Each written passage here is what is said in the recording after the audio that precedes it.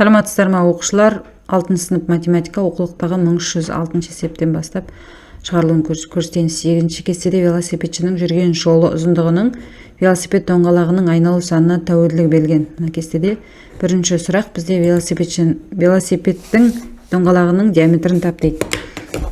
Ол үшін бізде мынау дейтін айналу саны, мынау сол шеңбердің ұзындығы шығады. Яғни былай деген сөз ғой, велосипед доңғалағы 20 рет айналғанда 31,4 метр қашықтыққа барады. Олай болатын болса, бір рет айналғанда қандай қашықтыққа барғанын табу үшін 31,4-ті бөлем 20-ға. Ол дегеніміз 1,57 метр болады.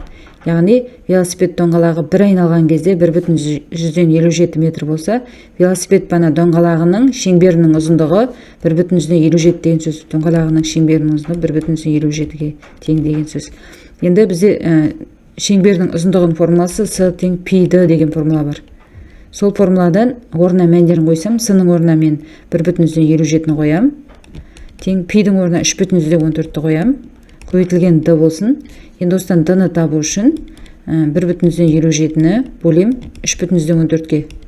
Сонда шығады 0,15. Бұл дегеніміз бізде бірінші сұрақ бойынша велосипедтің доңғалағының диаметрінің ұзындығы.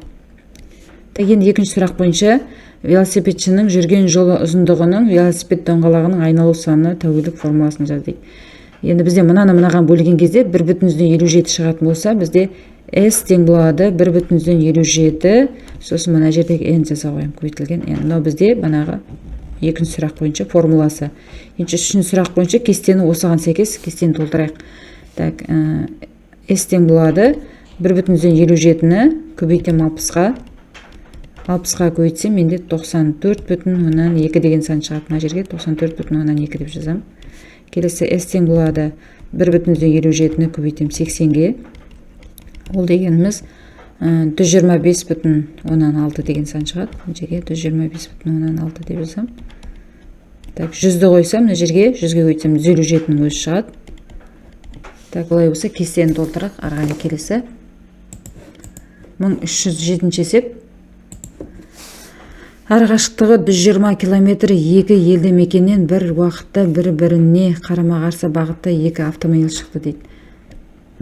Мына түгел арақашықтығы, мысалы АВ деп алсам, екі елді мекеннен бір-біріне қарама-қарсы бағытта екі автомобиль шықты. Мына арақашықтығы бізде S тең болады 120 километр болсын. Олардың арақашықтығы D-ның қозғалыс уақытқа тәуелділік 9-шы кесте берілген. Кестедегі бос орын толтыр дейді. Автомобильдердің бір-біріне жақындау жылдамдығын тап дейді.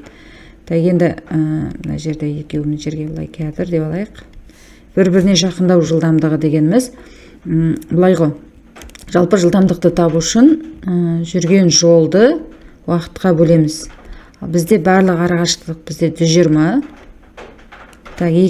Осы барлық жолды бұл 60 минутта жүреді. Олай болатын болса, бұны 60-ға бөлем. Сонда шығады екі автомобильден бір-біріне жақындау жылдамдығы, яғни екеуінің жалпы жылдамдықтарын қосынша екі өлшем бірлігі километр минут деп алайық. Километр минут.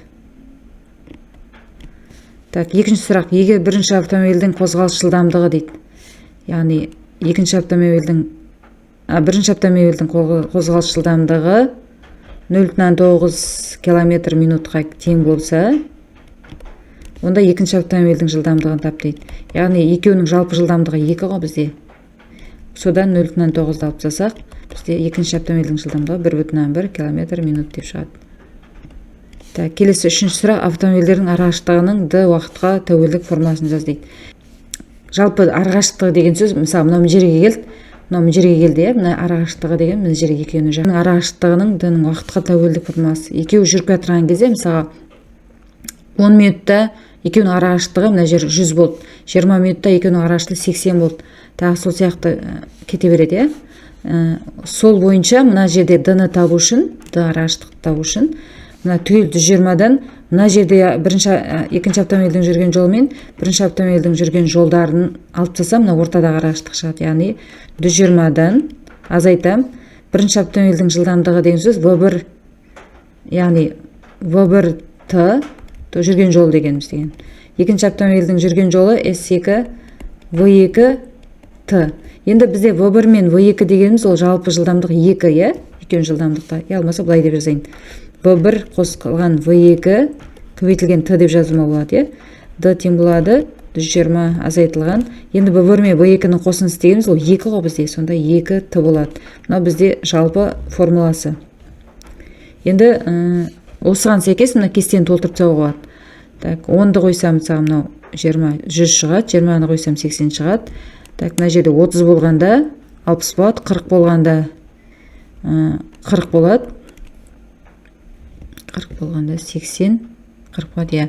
Так, 20 шығу үшін мына жерде 50 болу керек, яғни 100, 60 болғанда 0 болады екен. Так, келесі ары қарай. 1308 есеп. Массасы 400 грамм, концентрациясы 30%, қантты су ерітіндісіне 200 грамм су құйылды. Соңғы ерітіндінің концентрациясы неше процент дейді. Енді бұны былай шығаруға болады. Мынау бізде 400 грамм бағанағы ерітінді, оның 30% қант. Так, осыған 200 грамм су қосам. Яғни 100% су қосам. Су. Сонда шығады менде жерде 400-ге 200 қоссам 600 грамм. Және оның проценті қанша, қанттың мөлшері қанша екенін табу керек. Енді бізде мына қантқа байланысты есеп шығаратын болсам, онда мынаны және мынаны ала қоям. Яғни 400-ді 30-ға көбейтем, теңестірем, орта су оны алмайым, 600-ді x-қа көбейтіп. Мынадан нөлдерін қысқартып жіберсем, 4 көбейтілген 30 тең 6x деп шығады. Сонда 6x тең 120, x тең 20%. Яғни соңғы мына ерітіндінің қанттың мөлшері концентрациясы 20% болады екен. Немесе бұның екінші жолмен шығаруға болады, бірінші жол деп алайын, екінші жол былай деп концентрацияның формуласымен шығаруға болады. Концентрация дегеніміз ерітінді, еріген зат көбейтілген 100% деп шығаруға болады. Екінші жағдайда енді ерітінді дегеніміз 400, еріген зат дегеніміз ол бізде белгісіз, 100% тең болады 30% деп шығарам. Концентрациясы 30%, қомына концентрацияның орнына 30 қоям. Тәгеліміз мынау қысқарады. Сонда x тең болады, x бөлінген 4 тең 30 деп шығады. Сонда x дегеніміз 120. 120 дегеніміз бізде қанттың мөлшері. Яғни еріген зат 120. Енді ары қарай осыған 120 қант өзгермейді. Бана 400-ге қайтадан осы формуланы қолданам. Бізге су қосқан 200 грамм су қосам, қанттың мөлшері өзгермейді ғой, көбейтілген 100% деп шығарам. Ары қарай тең болады. Мынау бізде 120 тұра берсін. Мына екеуін қоссам менде 600, мынау 100. Мынау қысқарады. Сонда 120-ны 6-ға бөлсем 20%. Міне жауабы. Былай да шығаруға болады екен. Так, осымен есебіміз аяқталды. Тыңдағандарыңа рахмет, сау болыңыз.